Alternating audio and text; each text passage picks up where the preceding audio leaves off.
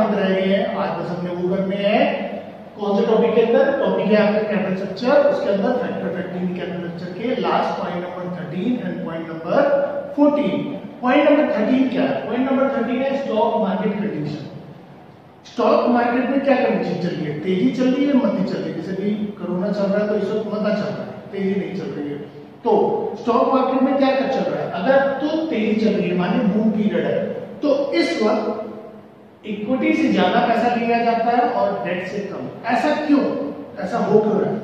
क्योंकि इस वक्त बिजनेस फ्लरिश कर रहे हैं, बूम पीरियड में तेजी है, सारे बिजनेस फटाफट बढ़ रहे हैं, सबका एक्सपेंशन हो रहा है, ग्रोथ हो रहा है, ज्यादा सेल हो रही है, प्रॉफिट ज्यादा हो रहा है, तो बिजनेस इस वक्त फ्लरिश कर रहा है। जब बिजनेस फ्लरिश कर रहा होता है तो जो इन्वेस्टर है जिन्होंने पैसा लगाना है वो रिस्क लेने के लिए बेझिझक तैयार हो जाते हैं। ऐसा क्यों? क्योंकि उन्हें पता है कंपनी अच्छा खासा अर्न कर रही है। जब अर्न ज्यादा कर रही है, अगर मैं कंपनी के शेयर्स खरीदता हूं तो मुझे जो उन शेयर पे रिटर्न में डिविडेंड मिलेगा वो भी क्या मिलेगा?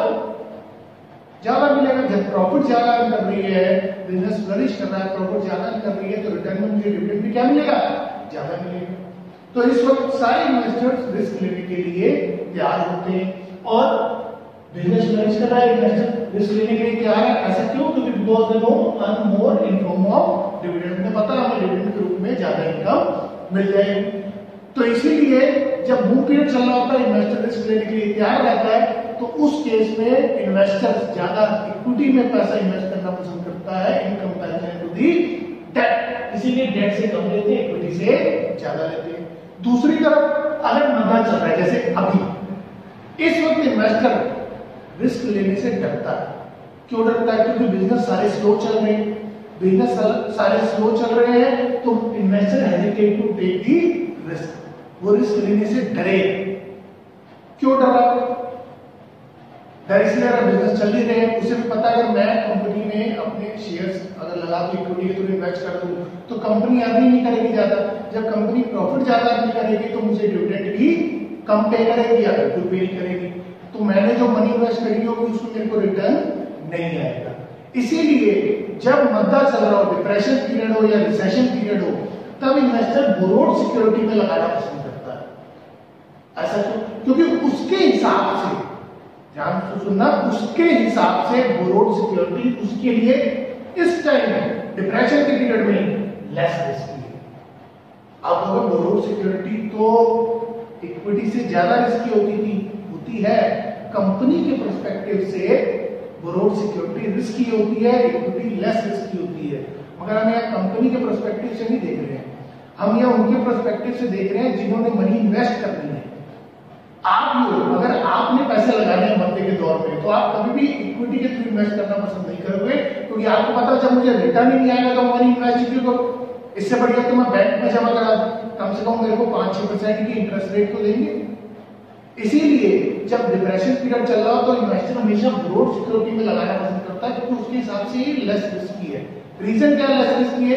क्योंकि उसे पता है कंपनी आपको करे ना करे, मुझे तो फिक्स्ड पेमेंट ऑफ इंटरेस्ट आना ही आना है, मुझे तो इंटरेस्ट देगी कंपनी, अपने इक्विटी वालों को ना दे, मुझे उससे क्या फर्क पड़ रहा है, मुझे तो मिलेगा ही मिलेगा। इसीलिए इन्वेस्टर जब डिप्रेशन पीरियड हो डेट में ज्यादा इन्वेस्ट करना पसंद करते हैं और इक्विटी में कम इन्वेस्ट करना पसंद करते हैं। अब आप बोले सर जब आपने न्यूमेरिकल केस का सेकंड पोर्शन करवाया था, अगर आपने वीडियो ना देखी हो तो ऊपर सजेशन पे लिंक आ रहा होगा, आप वो वीडियो पहले जरूर देख लीजिएगा। उसमें जो लास्ट में कंक्लूजन पार्ट था, तो कंक्लूजन पार्ट में हमने ये कहा था कि अगर आरओआई ज्यादा हो इंटरेस्ट रेट ऑन डेट से, माने बूम पीरियड चल रहा है, तो बूम पीरियड में हमें डेट से ज्यादा लेना चाहिए, इक्विटी से कम लेना चाहिए। और वहीं पर अगर डिप्रेशन की बात करी थी तो डिप्रेशन में हमने कहा था हमारा आरओआई इंटरेस्ट रेट से कम होता है, तो उस केस में इक्विटी से ज्यादा लेना चाहिए और डेट से कम लेना चाहिए। मगर यहाँ तो कुछ और पढ़ा रहे, टॉपिक तो वही है मगर कहानी कुछ और होगी, ये तो कहानी उल्टी हो गई। ऐसा क्यों? वहां पर न्यूमेरिकल के पर्सपेक्टिव से बात कर रहे थे कि न्यूमेरिकल के हिसाब से अगर आपका आरओआई ज्यादा इंटरेस्ट रेट से तो हमें डेट प्रेफर करना चाहिए और इक्विटी कम। वो कंपनी का पर्सपेक्टिव था कि कंपनी ऐसा चाहेगी, मगर जब फंड रेज करने की बात आती है तो वहां कंपनी का पर्सपेक्टिव नहीं चल रहा है, वहां उनका पर्सपेक्टिव चल रहा है जिन्होंने मनी इन्वेस्ट करनी है। तो यहाँ पर हम किसके पॉइंट ऑफ व्यू के हिसाब से सोच रहे हैं, शेयर होल्डर के पॉइंट ऑफ व्यू के हिसाब से सोच रहे हैं। अब होगा सर चलो ठीक है, अगर एग्जाम में आता तो किसके पर्सपेक्टिव से लिखते हैं, शेयर होल्डर के या कंपनी के। अब इसका आंसर क्या है, अगर आपसे कुछ ना कहा गया हो तो पहली बात आप शेयर होल्डर का इनिशियल पर्सपेक्टिव लेंगे, ये वाला जो हमने फाइनेंसिंग में भी यही बात पढ़ी थी, फाइनेंसिंग विषय जब करा था तब भी यही बात हुई थी। हाँ, अगर कंपनी का पर्सपेक्टिव पूछा तो वो बोलेंगे। अच्छा इसके अलावा और कोई, हाँ अगर आप न्यूमेरिकल कर रहे हैं और न्यूमेरिकल के पर्सपेक्टिव से आपसे पूछा गया है तो आप हमेशा कंपनी वाला ही पर्सपेक्टिव बताएंगे कि आरओआई ज्यादा है तो डेट से ज्यादा इक्विटी से कम, आरओआई कम है इक्विटी से ज्यादा डेट से कम। अदरवाइज अगर आपसे फैक्टर पूछे गए हैं तो आप हमेशा शेयर होल्डर का पर्सपेक्टिव बताएंगे, कभी भी कंपनी का पर्सपेक्टिव नहीं बताएंगे। इतनी बात क्लियर हुई।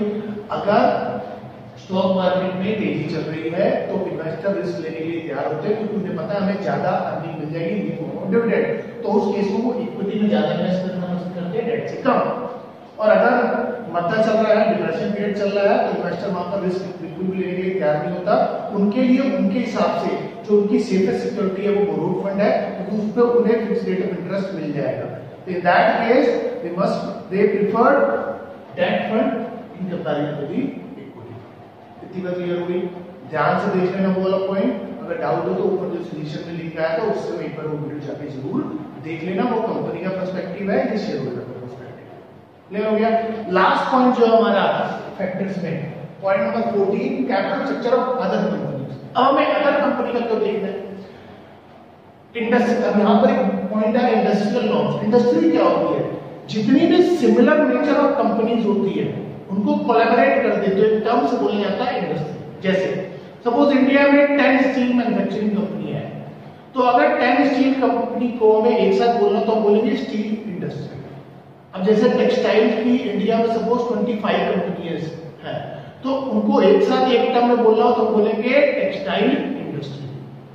उसके फिर प्रेसिडेंट बनेंगे, वाइस प्रेसिडेंट बनेंगे तो पूरी इंडस्ट्री की देखरेख करते हैं, उनके अध्यक्ष बन जाएंगे। क्लियर। तो अब capital structure of other company में क्या है कि आपके, अब जैसे मेरी कपड़े की कंपनी है, टेक्सटाइल कंपनी है मेरी, ठीक, अब मेरे साथ की और 24 कंपनी और भी हैं, सबको मिला के क्या बना इंडस्ट्री। अब 24 कंपनियां कैपिटल स्ट्रक्चर क्या फॉलो कर रही हैं, वो कैपिटल स्ट्रक्चर ऐसे फॉलो कर रही है कि वो डेट से ज्यादा पैसे ले रही है और इक्विटी से कम ले रही है।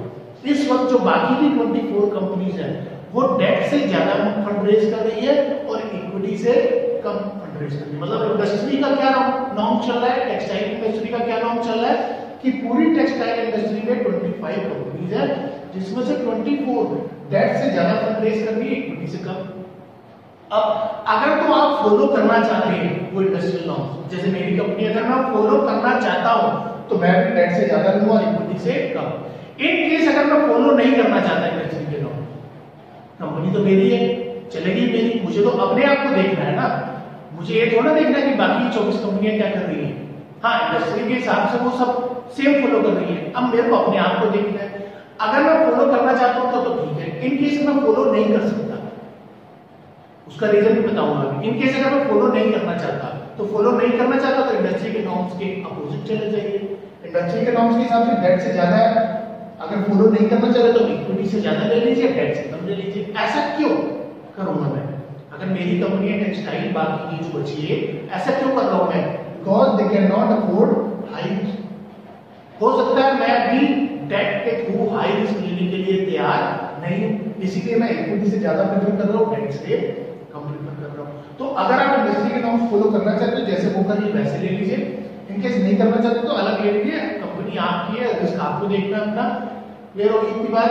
तो सारे पॉइंट आपके यहाँ पर खत्म हो जाते हैं, टोटल में 14 पॉइंट थे वो यहाँ पर आपके एंड हो गए। Thank you.